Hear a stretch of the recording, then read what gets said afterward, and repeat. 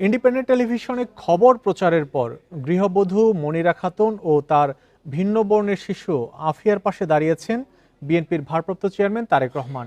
তিনি শিশুটির পড়াশোনার খরচ ও ঘর নির্মাণের দায়িত্ব নিয়েছেন। একই সঙ্গে পরিবারকে দেখাশোনার দায়িত্ব দিয়েছেন যশোর জেলা বিএনপিকে। গত 10 নভেম্বর যশোরের গৃহবধূ মনিরা খাতুন ও তার ভিন্ন বর্ণের কন্যা শিশু আফিয়াকে নিয়ে সংবাদ প্রচার করে ইন্ডিপেন্ডেন্ট টেলিভিশন। কন্যা শিশুর গায়ের রং বিদেশিদের মতো হওয়ায় স্ত্রীকে তালাক ও শিশুকে অস্বীকার নিয়ে প্রচারিত সংবাদের ভিউ ছাড়াই 8 মিলিয়নেরও বেশি। বিষয়টি দৃষ্টিগোচর হয় বিএনপির ভারপ্রাপ্ত চেয়ারম্যান তারেক রহমানের। এরপর তিনি ওই গৃহবধূ ও শিশুটির পাশে দাঁড়ানোর জন্য যশোর জেলা বিএনপিকে নির্দেশ দেন। শুক্রবার সকালে বিএনপির খুলনা বিভাগীয় ভারপ্রাপ্ত সাংগঠনিক সম্পাদক অনিন্দ ইসলাম অমিত গৃহবধূ মনিরা বেগম ও তার কন্যা আফিয়ার কাছে তারেক রহমানের উপহার পৌঁছে দেন।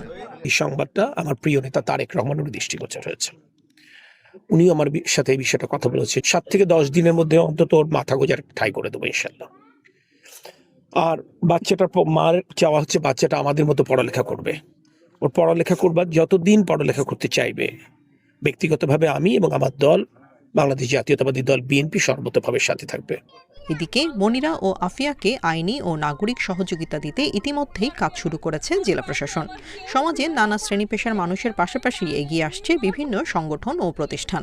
অনেক সাংবাদিক ভাইরা এসে আমাকে অনেক হেল্প করেছেন। তারা আমার পাশে দাঁড়ানোর চেষ্টা করেছেন।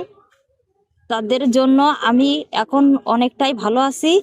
2020 সালে যশোর সদর উপজেলার বাউলিয়া চাঁদপাড়া গ্রামের মোজাফফর হোসেনের সাথে পারিবারিকভাবে বিয়ে হয় কুয়াদা বাজুয়াডাঙ্গা গ্রামের মনিরা খাতুনের। 2022 সালের 13 নভেম্বর এই দম্পতির ঘরে জন্ম হয় শিশু আফিয়ার। তবে শিশুটি দেখতে অনেকটা ইউরোপীয়দের মতো হওয়ায় ঘটে